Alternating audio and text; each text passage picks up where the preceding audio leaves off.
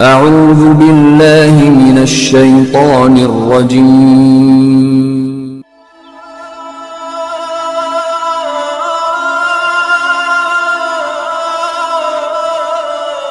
بسم اللہ الرحمن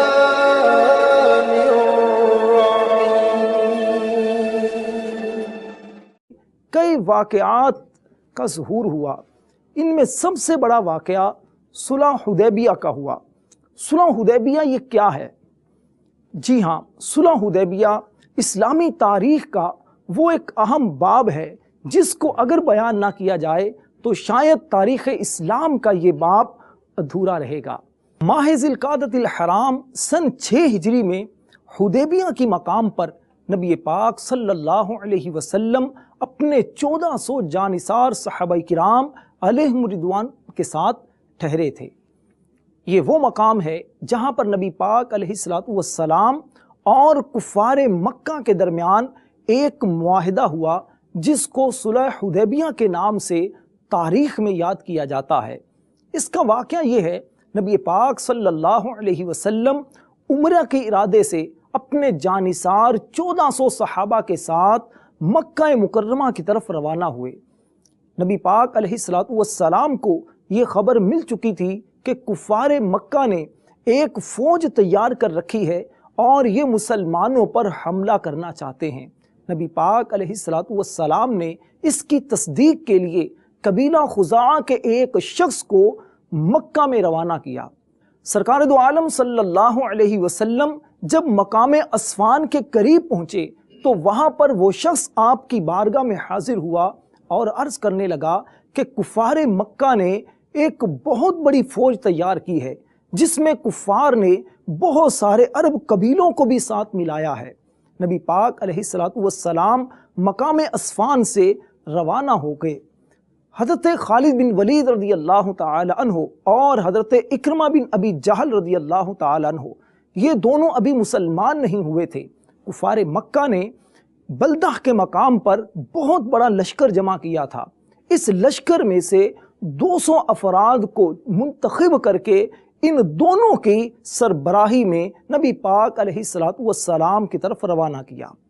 نبی پاک علیہ السلام کو جب معلوم ہوا کہ خالد بن ولید اور اکرمہ بن ابی جہل 200 سواروں کو لے کر ہماری راہ میں نکلے ہیں، سرکار دو عالم صلی اللہ علیہ وسلم راستے سے ہٹ کر آپ حدیبیہ کے مقام پر آ گئے۔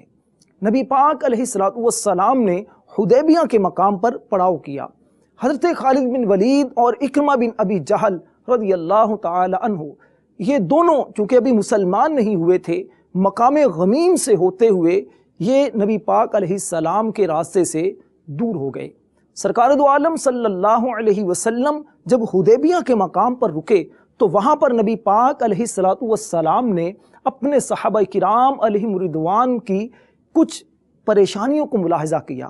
صحابہ کرام علیہم رضوان آپ کی بارگاہ میں آئے اور عرض کرنے لگے، یا رسول اللہ صلی اللہ علیہ وسلم پانی کی کمی ہے، بہت پریشانی ہے۔ نبی پاک علیہ السلام نے اپنا دست مبارک آپ نے پیالے کے اندر رکھا۔ پیالے کے اندر دست مبارک رکھنا تھا کہ انگلیوں سے پانی کے چشمے جاری ہو گئے۔ اللہ اکبر۔ نبی پاک علیہ السلام نے اپنے وضو کا غسالہ جو بچا ہوا پانی تھا وہ پانی اور اپنا تیر ایک خشک کنویں کے اندر ڈال دیا تو وہ کنواں ایسے پانی نکالنے لگا جیسے بہت عرصے سے جاری ہو۔ نبی پاک علیہ السلام اسی جگہ تشریف فرما تھے کہ آپ علیہ السلام نے ایک شخص کو مکہ کے اندر روانہ کیا۔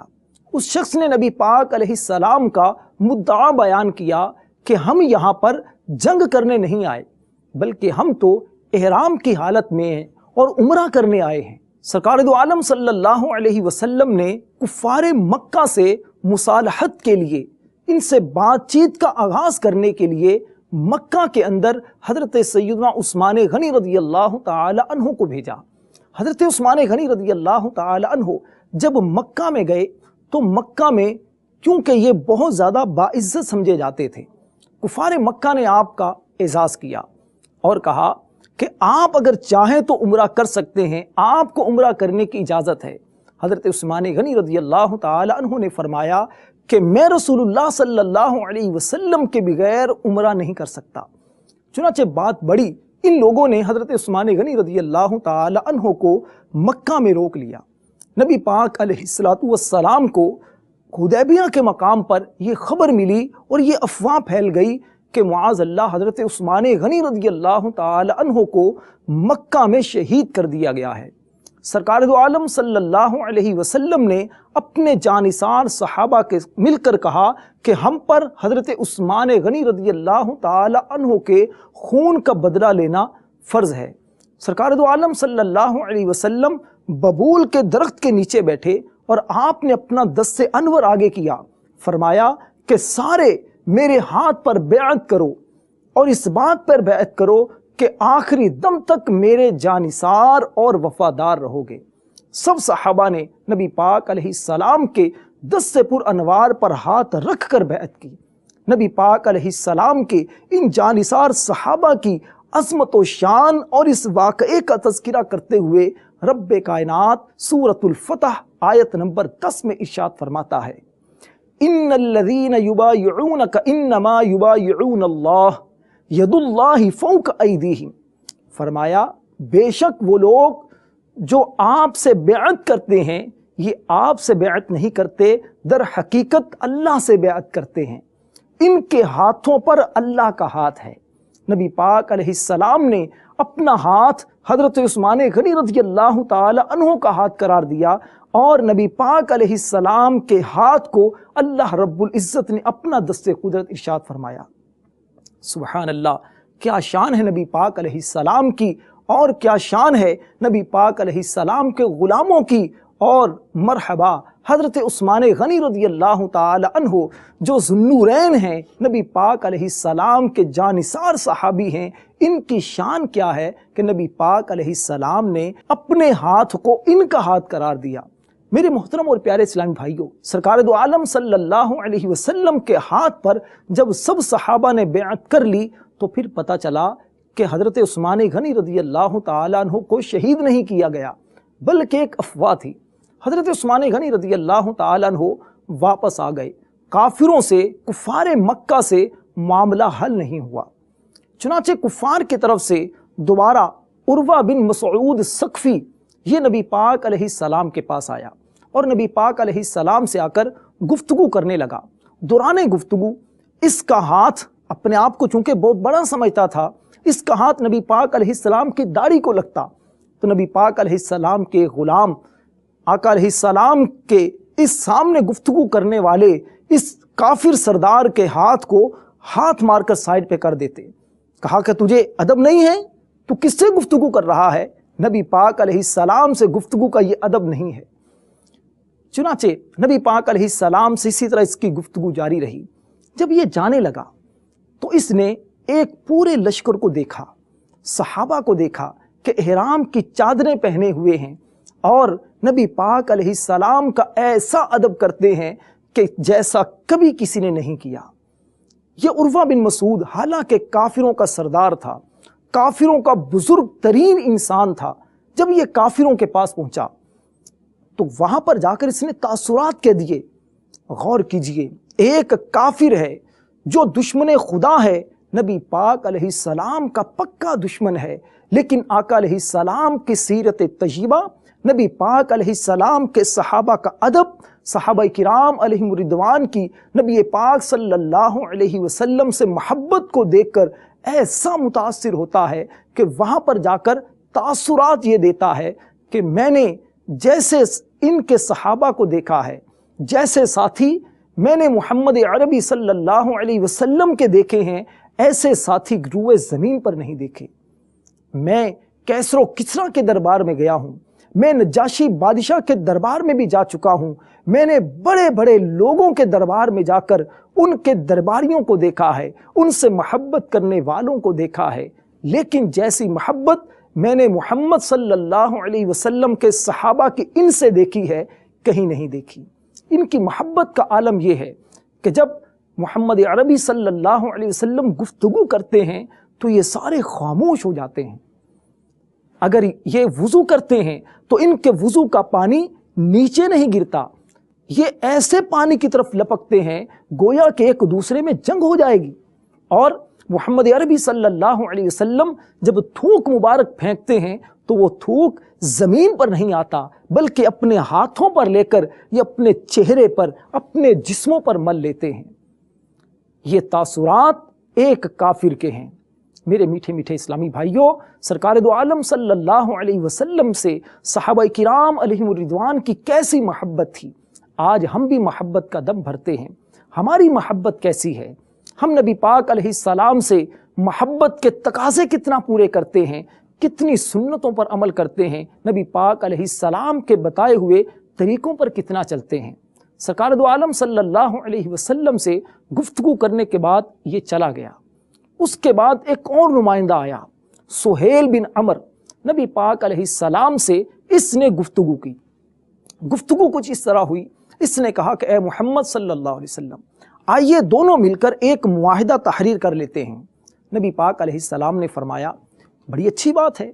एक मुआहिदा तहरीर किया जाने लगा और मुआहिदे जब तहरीर कर लिया तो नबी पाक अलैहिस्सलाम ने फरमाया, हाज़ा मा क़ादा अलैहि मुहम्मदुर रसूलुल्लाह सल्लल्लाहु अलैहि वसल्लम, ये वो फैसला है, ये वो मुआहिदा है जिसकी तमाम शराइत पर मुहम्मदुर रसूलुल्लाह सल्लल्लाहु अलैहि वसल्लम ने कुफ़ारे कुरैश के साथ मुसालहत कर ली है। इस पर सुहेल बिन अमर कहने लगा कि ए मोहम्मद सल्लल्लाहु अलैहि वसल्लम, हम तो आपको अल्लाह का रसूल नहीं मानते। अगर हम आपको अल्लाह का रसूल मानते तो आपसे झगड़ा ही क्या था। नबी पाक अलैहिस्सलाम ने इस मुआहिदे को लिखने के लिए हज़रत अलीउल मुर्तज़ा शेर खुदा करमल्लाहु ताला वजहुल करीम को बुलवाया था। हज़रत अली रज़ियल्लाहु ताला अन्हु ने यह मुआहिदा लिखा। जब उसने कहा कि रसूलुल्लाह को मिटा दो, हज़रत अली रज़ियल्लाहु ताला अन्हु ने अर्ज़ की, या रसूलल्लाह सल्लल्लाहु अलैहि वसल्लम, मेरा इश्क इस बात की इजाज़त नहीं देता कि आपका नामे नामी इसमें गिरामी लिखने के बाद वहाँ से मिटा दूँ। नबी पाक अलैहिस्सलाम ने कलम लेकर खुद अपने हाथों से रसूलुल्लाह को मिटा दिया। फिर जब मुआहिदा तहरीर हो रहा था तो पहले लिखा, तहरीर लिखी जा रही थी, सहाबा ने कहा तहरीर लिखें बिस्मिल्लाहिर्रहमानिर्रहीम। तो ये कहने लगा, हम तो रहमान को नहीं मानते, बल्कि बिस्मिकल्लाहुम्मा ये लिखा जाए जो हमारे और तुम्हारे दरमियान मुश्तरक है। नबी पाक अलैहिस्सलाम ने इसको भी मंजूर कर लिया। फिर एक मुआहिदा लिखा गया। ये मुआहिदा क्या था? ये मुआहिदा ही सुलह हुदैबिया के नाम से मशहूर है। आइए सुलह हुदैबिया के अंदर कौन सी शराइत तय हुई, उनमें से चंद शराइत आपको बयान करता हूँ। कुफ़ारे मक्का और मुसलमानों के दरमियान ये बात तय हुई कि 10 साल तक लड़ाई बिल्कुल बंद रहेगी। मुसलमान इस साल बगैर उम्रा अदा किए वापस चले जाएं। नंबर 2, आइंदा साल उम्रा के लिए आएं और सिर्फ 3 दिन मक्का में ठहर कर वापस चले जाएं। नंबर 3, तलवार के सिवा कोई दूसरा हथियार लेकर ना आए, तलवार भी नियाम के अंदर रखकर थैले वगैरह में बंद हो। नंबर 4, मक्का में जो मुसलमान पहले से मुकीम हैं उनमें से किसी को अपने साथ ना ले जाएं, और मुसलमानों में से अगर कोई मक्का में रहना चाहे तो उसको ना रोकें। नंबर 5, काफिरों या मुसलमानों में से कोई शख्स अगर मदीना चला जाए तो वापस कर दिया जाए, लेकिन अगर कोई मुसलमान मदीना से मक्का में चला जाए तो वापस नहीं किया जाएगा। नंबर 6, कबाइले अरब को इख्तियार होगा कि वो फरीकैन में से जिसके साथ चाहें दोस्ती का मुआहदा कर लें। जाहिर है कि ये शर्तें मुसलमानों को नागवार गुजरी कि ये कैसी शर्त है कि अगर कोई मक्के का मुसलमान मदीना आना चाहे तो आने की इजाज़त नहीं, لیکن مدینہ سے مکہ آ کر رہنا چاہے تو اس کو اجازت ہے۔ اس طرح کی اور بھی بہت ساری شرائط تھیں، لیکن نبی پاک صلی اللہ علیہ وسلم مستقبل کو دیکھ رہے تھے کہ یہی شرائط کفار پر بھاری پڑ جائیں گی، اور اس صلح حدیبیہ کو قرآن پاک میں اللہ تبارک و تعالیٰ نے فتح مبین سے یاد فرمایا، اِنَّا فَتَحْنَا لَكَ فَتْحًا مُبِينًا، بے شک ہم نے آپ کو فتح مبین عطا فرمائی۔ نبی پاک علیہ السلام اور کفار کے درمیان جب یہ مصالحت ہو گئی، نبی پاک علیہ السلام نے اپنے صحابہ سے فرمایا کہ قربانی دے کر حلق کروا کے احرام کھول دو۔ صحابہ کرام علیہم رضوان نے یہ بات جب سنی تو بڑے پریشان ہوئے۔ نبی پاک علیہ السلام نے پہلے خود قربانی دے کر احرام کھول لیا، نبی پاک علیہ السلام کو دیکھ کر دیگر صحابہ نے بھی احرام کو کھول لیا۔ سرکار دو عالم صلی اللہ علیہ وسلم یہاں سے مدینہ واپس چلے گئے، لیکن تاریخ اسلام پر نظر دوڑاتے ہیں تو کفار مکہ کے بہت سارے لوگ مسلمان ہو کر نبی پاک علیہ السلام کی طرف آتے تھے، لیکن یہ کفار ان کو منع کرتے تھے۔ نبی پاک علیہ السلام کی حکمت بھری باتوں سے متاثر ہو کر بہت سارے لوگ اسلام کے دامن میں آنا شروع ہو گئے۔ اگرچہ نبی پاک علیہ السلام نے ان کو مدینہ میں نہیں رکھا، کیونکہ کفار مکہ سے معاہدہ ہو چکا تھا، یہ لوگ ایک الگ جگہ پر رہنے لگے، اور اس طرح مجبور ہو کر کفار مکہ کو اپنی ان شرائط کو ختم کرنا پڑا۔ میرے محترم اور پیارے اسلامی بھائیوں، تاریخ اسلام کا یہ وہ دور تھا جب نبی پاک علیہ السلام مدینہ سے نکل کر باہر کے لوگوں کو بھی اسلام کی دعوت دے رہے تھے۔